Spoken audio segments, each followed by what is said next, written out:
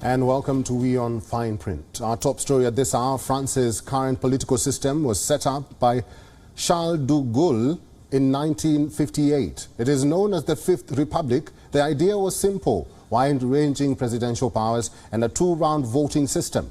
This was to avoid disruptions from the parliamentary system. The Fifth Republic is not semi-presidential, it is almost hyper-presidential. The French parliamentary elections are always held a couple of weeks after the presidential one. This produces an assembly that is usually under executive control.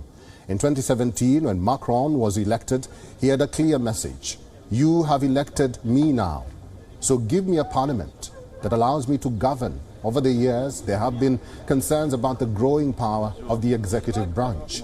But during Macron's rule, the president's lack of accountability reached new heights. So, in his second term, France decided that it was done. Macron's coalition has failed to cobble a majority of the parliamentary elections. The French president and its allies lost their absolute majority in the National Assembly. With it, Macron has also lost the control of his reform agenda. The National Assembly has a total of 577 seats. Macron's coalition ensemble has managed to get 245. As you can see there, far-right National Rally has 89, the Republicans got 64, and the others had 26. That means that they are 44 seats short of an absolute majority.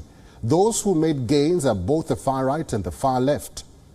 Far-left leader Jean-Luc Mélenchon and his alliance NUPS got around 131 seats.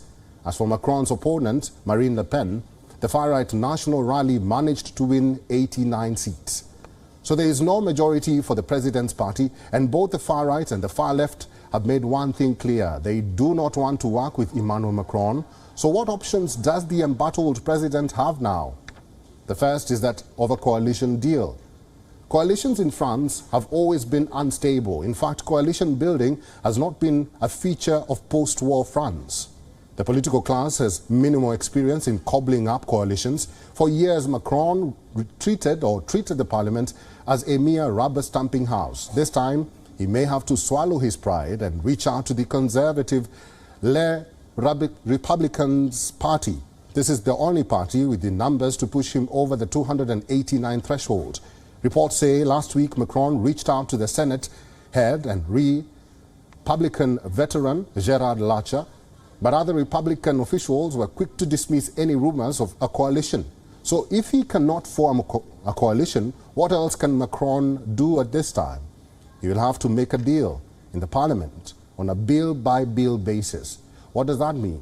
That means every time Macron introduces a new bill, he will have to strike a deal with the opposition. This has happened only once before in the Fifth Republic. This is a tedious process to begin with. There will be long negotiations before every bill is introduced. It also leaves the government vulnerable to last-minute withdrawals. The third scenario that can happen, is absolute chaos. If French parties fail to agree on anything, there will be political paralysis. A minority government has only limited administrative powers. They may not even be able to pass the budget at the end of the year. So what does Emmanuel Macron do then? He has the option to dissolve the assembly and call for snap elections. But this is a move that could backfire badly for Macron. There is no guarantee that he will get a majority this time. Charles de Gaulle once called France ungovernable, given its 246 types of cheese. What the leader was talking about was the divisions in France. This National Assembly is a representation of those divisions. Deal-making in the coming weeks could make or break Macron's mandate. The French president has lofty reforms in mind, but he may have to learn the art of compromise. Maybe he can take a cue from his neighbor Germany.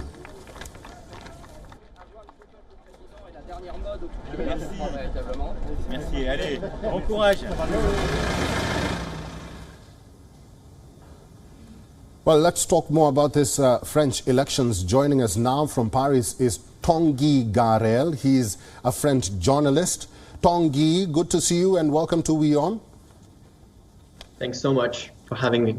Let me ask you, modern France had never seen a National Assembly like this one. Deal-making in the coming weeks could make or break Macron's mandate. What options does President Macron have right now? So right now there are, I would say, three scenarios on the table. The first scenario is that Macron managed to find a deal with the center-left or the center-right to establish a coalition for the next 5 years on the long run. The second scenario is like it tries to get a majority on a case-by-case basis, sometimes with the center-right, sometimes with the center-left, sometimes with other groups. And the third option is, as you described, is a political paralysis which could lead to new general elections in 1 year. I was reading today that one of Macron's advisors was saying in Le Monde, which is the main daily newspaper in France, that they were considering new elections in 1 year in case of paralysis. Tanguy, the left-wing alliance has made gains to become the main opposition, while Marine Le Pen and far-right have posted their best legislative performance yet. What does this mean for the future of France? I think it's quite important to understand the importance of the numbers of seats that the far right managed to get in the French Assembly. When he was elected a few years ago, President Macron said that he would fight the far right, he would fight the rise of the far right in this country. And what we can say today is that he failed this goal. There has never been so many members of parliament who belong to the far right in France. There are like 89. The figures were quite temporary yesterday, but there were around 89, according to what I read. So this is I would say historic. And concerning the left, something pretty original and pretty unique has been done in the past few weeks. Different members of the left, which are the communists, the Greens, the center left, and the far left, established a coalition to run all together during these general elections, and they did a pretty successful campaigns according to their figures, and they ranked pretty high. They are now the main opposition group in the French Parliament. I would say it's a victory for them because during the presidential elections last April, a few weeks ago, their figures were much lower. So I think they are the main winner of this election. Live from Paris, I've been talking to French journalist Tanguy Garel. Merci. Thanks so much. WION is now available in your country. Download the app now and get all the news on the move.